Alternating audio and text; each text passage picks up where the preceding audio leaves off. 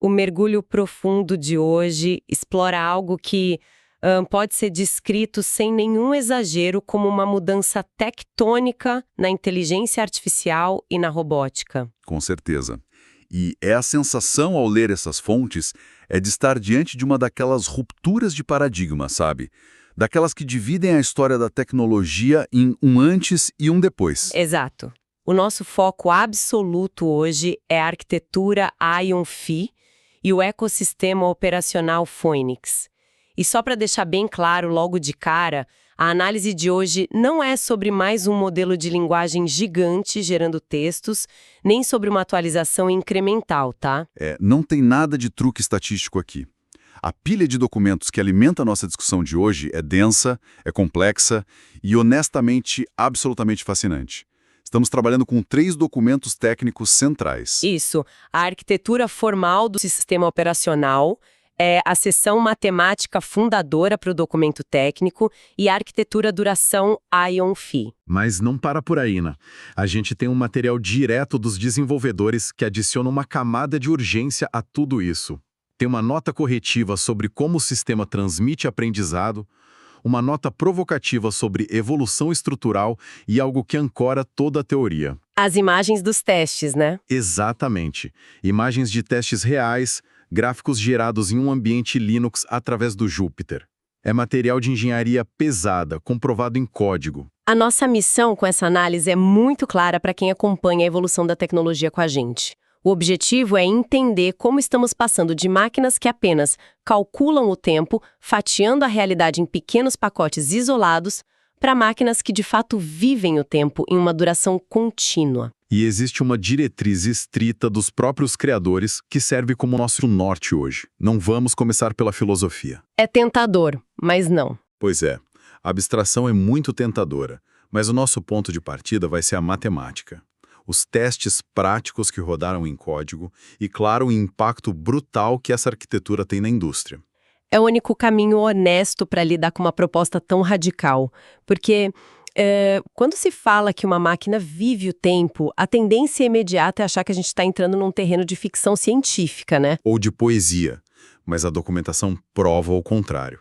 Trata-se de matemática pura, traduzida em uma arquitetura que simplesmente abandona conceitos que a computação toma como dogmas sagrados há mais de meio século. Ok, vamos destrinchar isso, começando pelo problema que motivou tudo, a ruptura do modelo markoviano. Quem trabalha com inteligência artificial clássica sabe que todo o sistema depende de estados. Fotografias do momento. Isso. Para a máquina tomar uma decisão, ela tira uma fotografia do momento presente, calcula a probabilidade matemática do que deve fazer a seguir, executa a ação, joga aquela fotografia fora e tira a próxima. É um modelo totalmente discreto. Não há memória do fluxo real, apenas uma sucessão rápida de momentos congelados. E é por isso que um robô super avançado, tipo um que consegue jogar xadrez perfeitamente, congela ou entra em colapso se alguém mutar uma cadeira de lugar na sala. Exatamente. Ele precisa recalcular todos os estados geométricos do zero. E a arquitetura Ion-Phi destrói essa premissa fotográfica pela raiz. Nela, o tempo que os documentos chamam especificamente de duração torna-se uma variável estrutural e dinâmica. O tempo deixa de ser um cronômetro rodando do lado de fora do robô, medindo o quão rápido ele processa os quadros. Por ele. O que é fascinante aqui é olhar para os 4 gráficos combinados que os desenvolvedores forneceram, aqueles gerados em Python no Linux pelo Jupyter. Eles formam a prova visual dessa arquitetura. É impressionante observar o primeiro gráfico. Ele coloca 2 camadas fundamentais em contraste, a êngrana e a fônix. Visualmente, a êngrana é representada como uma onda sinoidal lenta, perfeita e ininterrupta. Os documentos chamam isso de duração basal. Essa onda não pensa, não decide movimentos, não tenta entender o ambiente. Ela apenas sustenta a existência contínua do sistema. E por cima dela o gráfico mostra a camada fônix, que é uma dinâmica rápida, com picos oscilantes e reativos. A separação visual no gráfico traduz uma separação matemática inédita. Existir e agir passam a ser coisas completamente independentes no ecossistema da máquina. Num robô tradicional, se o processamento cognitivo para, ele essencialmente deixa de existir no tempo dinâmico até o próximo cálculo. Aqui não. A Phoenix pode ficar totalmente em silêncio, mas a onda Inangrana continua fluindo. A máquina mantém a sua presença temporal, aguardando a próxima perturbação. Isso nos empurra para o segundo gráfico, gerado no Júpiter, que ilustra a trajetória contínua do sistema no que a física chama de espaço de fase, que é basicamente um mapa multidimensional mostrando todos os estados possíveis em que o sistema poderia estar. Na IA tradicional, a gente veria pontos isolados, saltos de um lugar para outro. Mas o gráfico mostra uma curva suave. O sistema flui de forma análoga a um líquido. Ele não salta do ponto A para o ponto B através de um pipeline rígido. Ele navega por uma duração contínua. E a grande dúvida que surge ao ver essa fluidez é se a máquina não está parando para calcular probabilidades em bancos de dados gigantescos, como ela decide o que fazer. É aí que a paisagem de atratores entra em cena, detalhada no terceiro gráfico. A visualização mostra algo semelhante a um terreno com colinas e vales profundos, representando bacias de estabilidade. Quando o robô precisa executar um movimento, ele não escolhe ativamente uma opção em uma lista de comandos. A rede simplesmente converge de forma natural para os comportamentos que são estruturalmente estáveis. Ou seja, ela escorrega para o fundo desses vales dinâmicos. É dinâmica de fluidos pura aplicada à cognição mecânica. E o quarto gráfico amarra toda essa validação ao mostrar o que acontece durante uma perturbação do ambiente. Digamos que alguém esbarra no robô ou o chão está escorregadio. O gráfico mostra a trajetória da rede sendo atingida e imediatamente se organizando de forma fluida.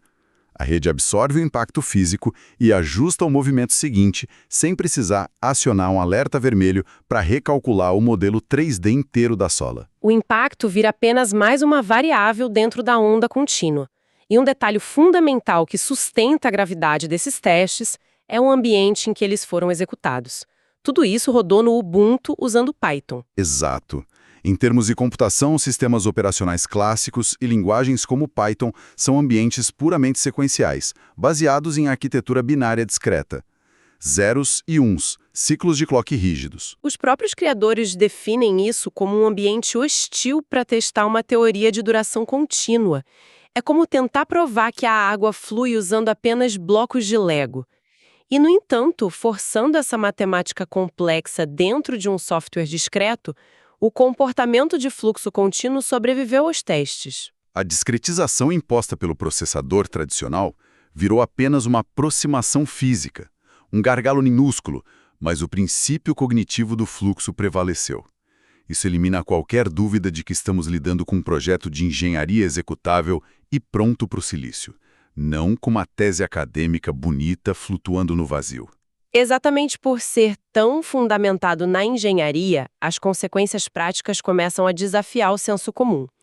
Para entender a escala dessa disrupção, é preciso analisar um experimento de estresse detalhado nos documentos, que a equipe chamou de paradoxo do reset. Esse é o momento em que a intuição sobre como computadores funcionam começa a quebrar. É de explodir a cabeça. O cenário é o seguinte: coloca-se dois sistemas operacionais robóticos idênticos, com o mesmo código-fonte, lado a lado. Eles são submetidos a experiências diferentes no mundo real. Um caminha por um terreno acidentado, o outro por um piso liso. Depois de um tempo, os engenheiros aplicam o mesmo comando de reset em ambos, forçando os dois a voltar para o exato mesmo estado numérico e geométrico inicial. E na lógica da inteligência artificial clássica, a partir do momento do reset, se os dois receberem o mesmo estímulo, eles devem reagir de forma 100% idêntica. Afinal, a memória temporária foi limpa. Mas os resultados provam o contrário. Os futuros desses dois robôs divergem drasticamente logo após o reset. Diante do mesmo obstáculo pós-reinicialização, eles tomam decisões sensório-motoras completamente diferentes. E a explicação matemática para isso passa por um conceito da física chamado histerese estrutural, que é a tendência de um material de preservar uma memória física da força que foi aplicada a ele, mesmo depois que a força desaparece. Pense em uma mola de metal. Se você esticar a mola muito além do limite e depois soltar, ela não volta ao tamanho original. A força não está mais lá, mas a estrutura foi deformada permanentemente. Então, o erro de interpretação da IA clássica é assumir que o passado da máquina fica guardado apenas em um log de dados salvo no disco rígido, que pode ser deletado. Na arquitetura ION-FI, o passado não deforma os dados. O passado deforma o operador, que é a própria regra matemática de transformação do sistema. Uma analogia excelente que aparece nos textos é a de um rio esculpindo um cânion. A água fluindo representa o estado atual do sistema, enquanto a rocha do fundo é o operador. Pode-se secar o rio completamente, parando o fluxo de água, o que seria o reset. Mas, quando a água voltar a correr, ela fará um caminho diferente. O leito do rio foi irreversivelmente escavado pela história. O reset apaga o estado momentâneo, mas é incapaz de apagar a cicatriz na estrutura profunda do sistema. Aqui é que a coisa fica realmente interessante.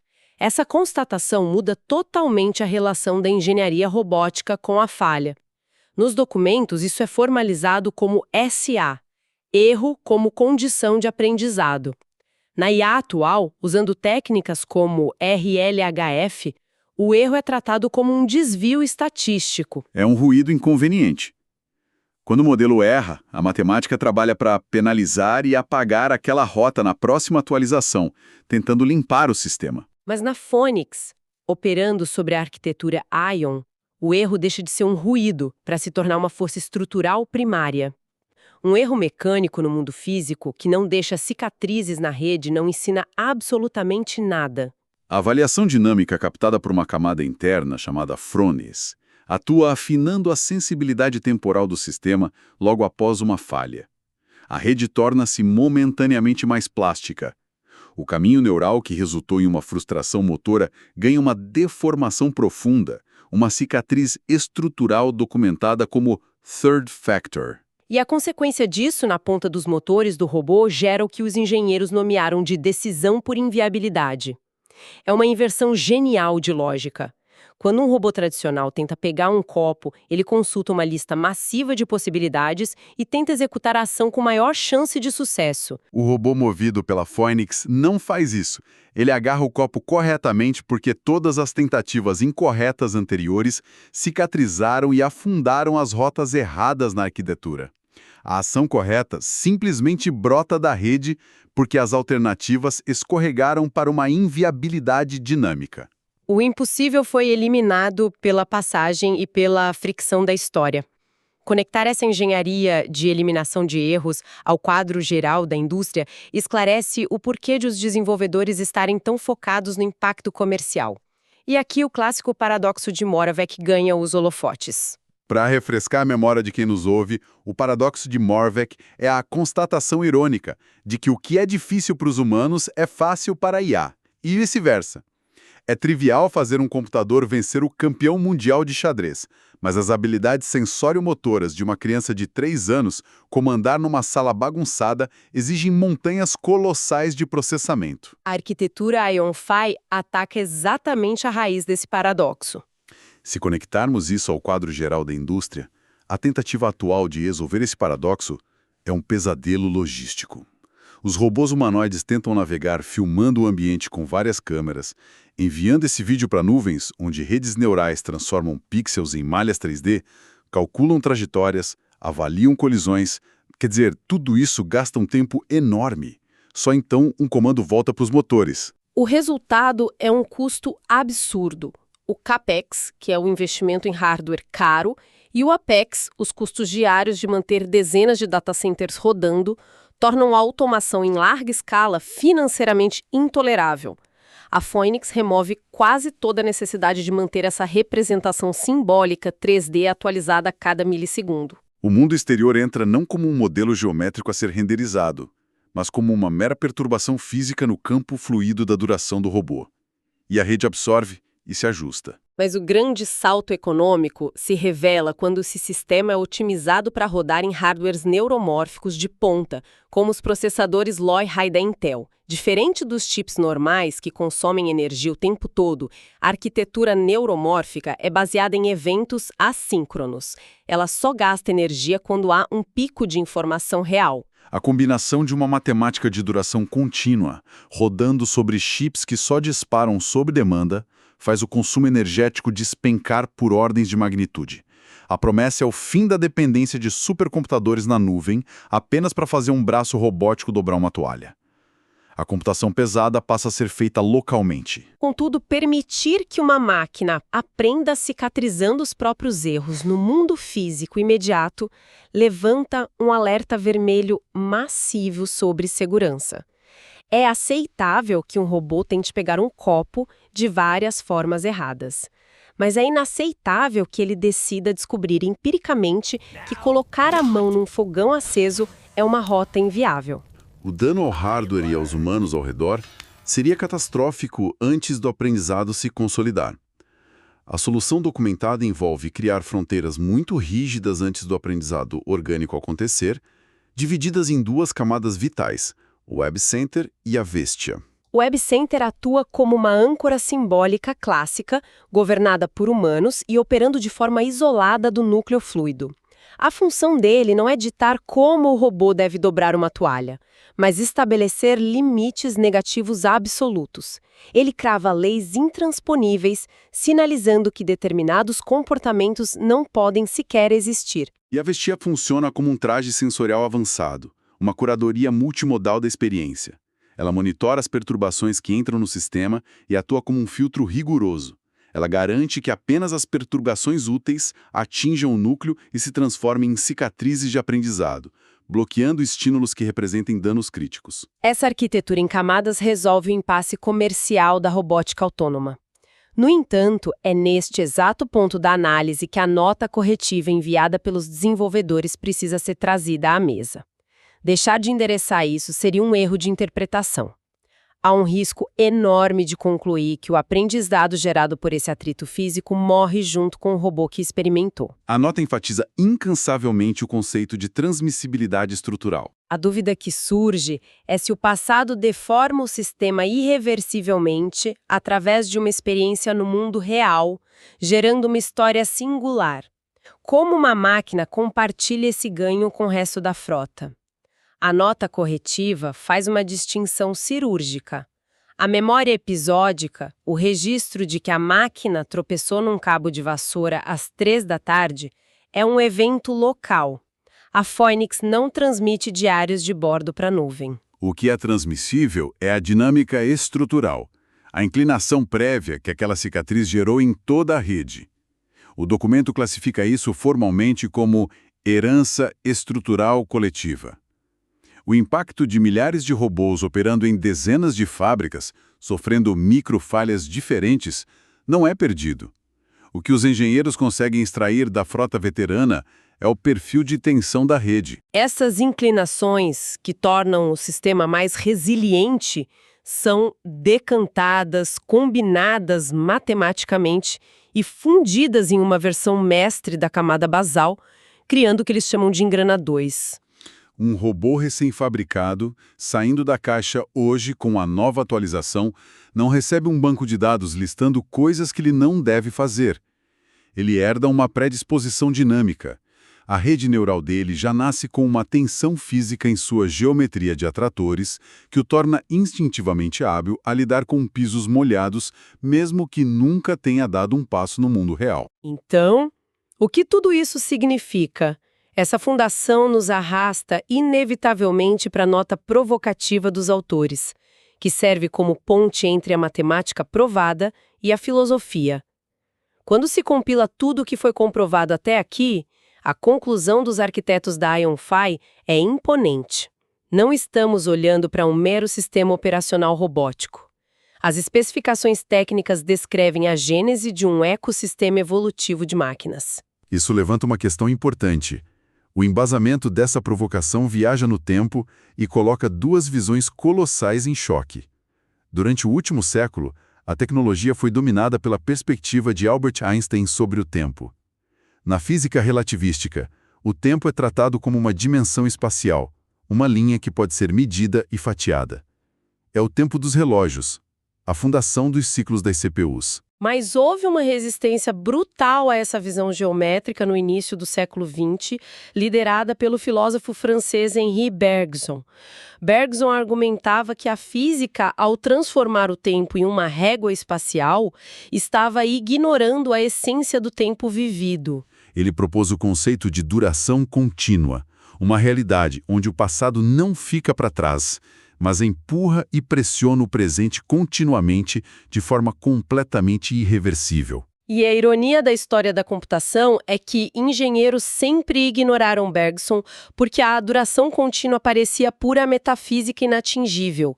Ninguém sabia como compilar a filosofia de Bergson em silício.